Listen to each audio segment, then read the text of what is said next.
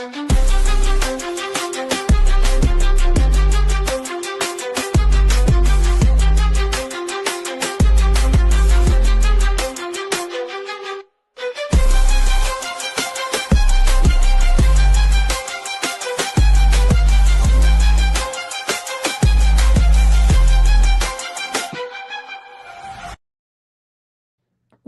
to Telecuento News English, with the flavors, integration, and accents came together to make a better place. Today, we have a Miriam Galan with us.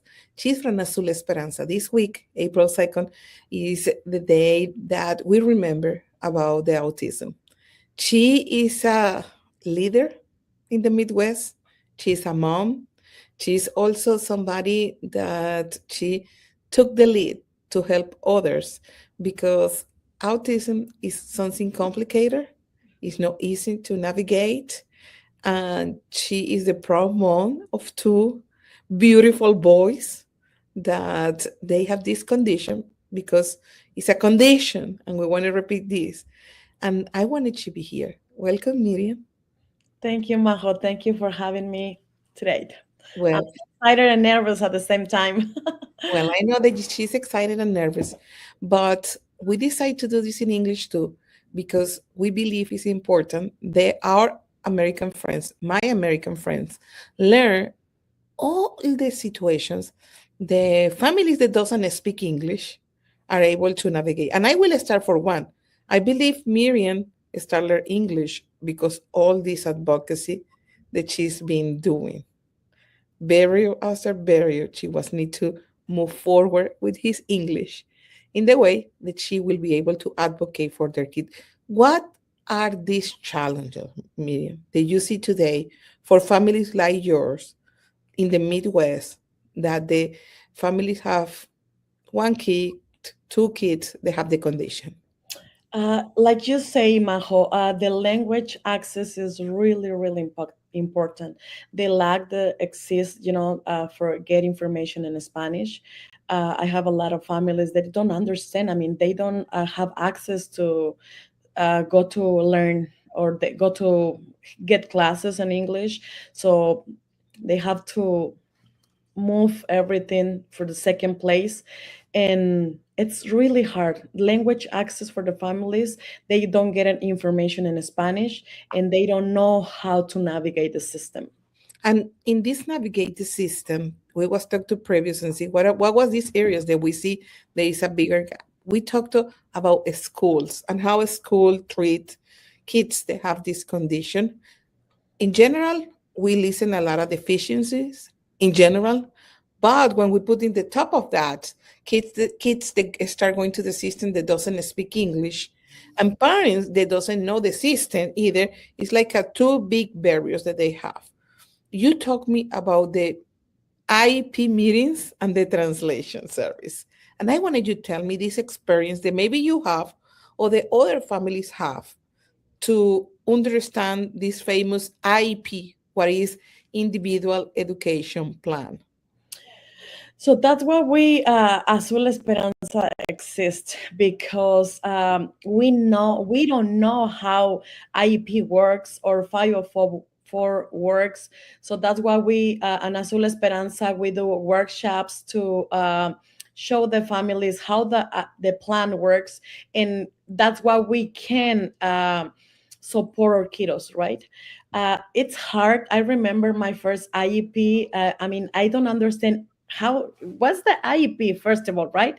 And second, the language. I mean, all the time it's a law. The schools district or and the meeting they have to provide the interpreter, right? But sometimes the interpreter just talk like robot, right? And it's hard to understand. It's hard to translate the feelings.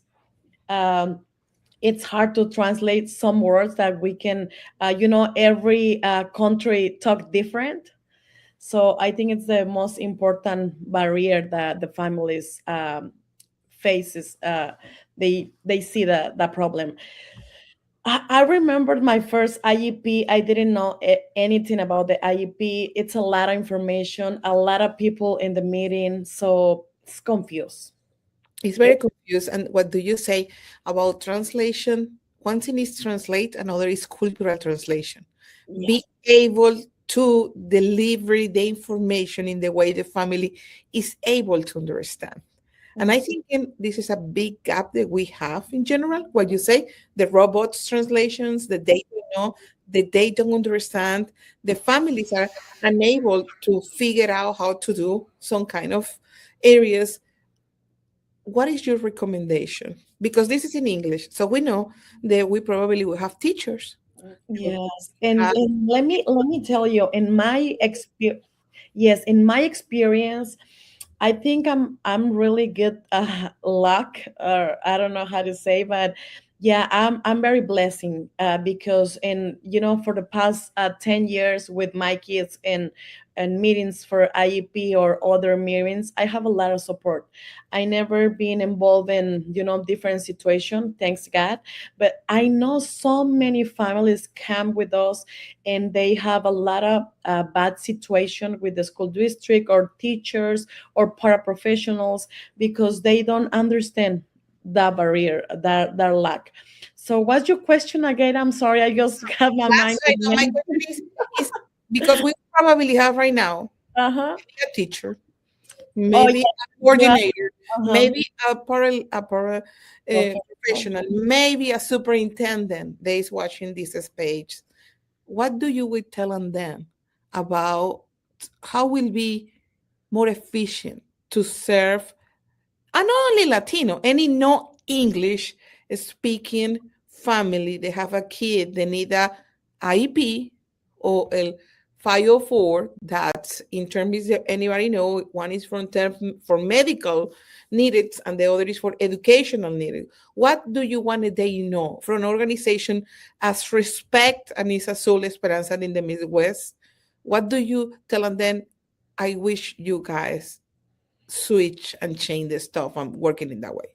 I think like we wish like a Latino representation, right? Like more teachers, like we can speak our language, or more teacher like say, oh, he looks like me, you know. But in this moment, I know it's hard. The time is really hard, but uh, I think the empathy, and I'm say it again. The law said they have to provide information in their language, maybe Spanish or other language. They have to provide the information and create. Sometimes the teacher they send just the draft because before the meeting they have to send the IEP draft. Mhm. They some of teachers, I'm not sure because I have families that I say, oh, I don't understand this draft, it's in English, so they have to send in Spanish. It's very important. And second, I know some district they are really involved in a great create that connection, family and school. But I think that that lack is continuing. It's still the lack. Missing is still missing Yes. this connection between Mm. between School and parents. And parents. yeah, that's all the time I with they I have the opportunity to talk with the parents. Always I do the highlight parents. It's the first. I Mission Despegue say that parents are the first ingredient, right? The And first ingredient. yes, we have to open and say, okay, what we can do. I'm going to work at home with my kiddo, and how you can work at a school. So when we engage with the school, everything change.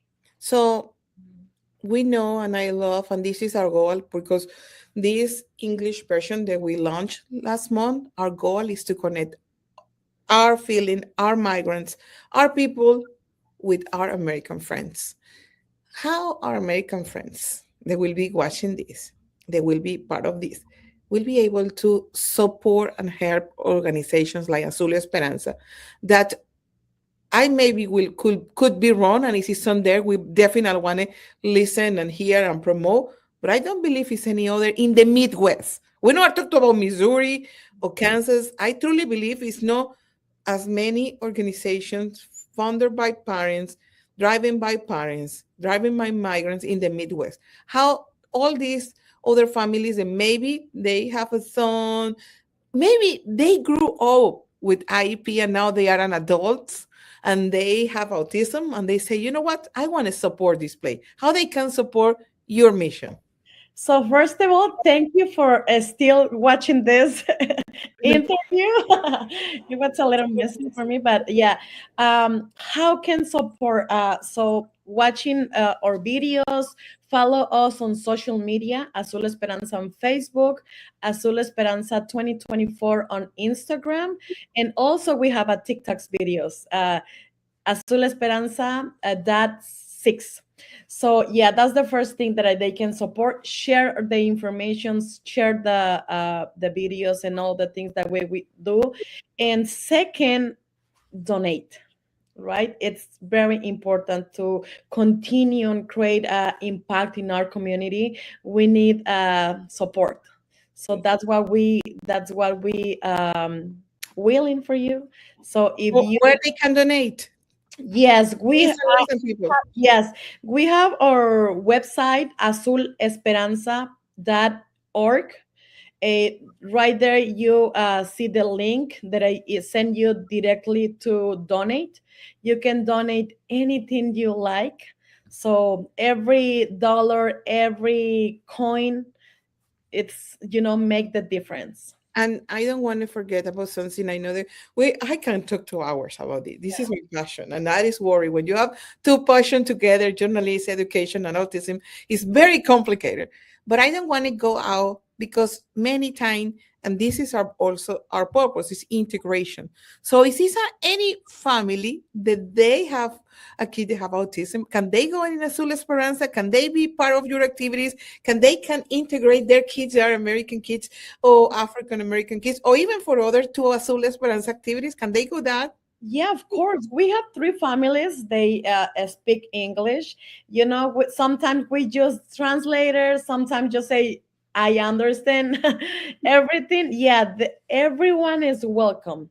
I know if imagine, right? The language access for us is really hard, and some of the families that speak English, they have the I don't know how to say, but they don't receive information about it.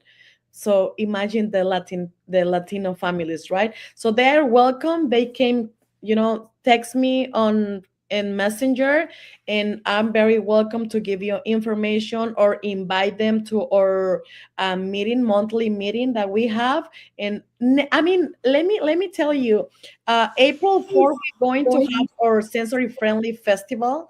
So if you want to come, and I'm going to send you the flyer, and you can put on the interview if you like. Well, thank you so much, Miriam, for No, being thank with us. We you. are very proud of you, very proud of the job that you are being doing. And I truly, well, I challenge all my friends, my American friends. If you know somebody that work in special education, send this video. Let's help to move the role, and let's help they know what are the needs. We never know who can listen and who can make the difference. Yeah, thank you, Majo. It's my first interview in English, and I hopefully everything is okay. But Everything is thank you fantastic. for having us today. We live in.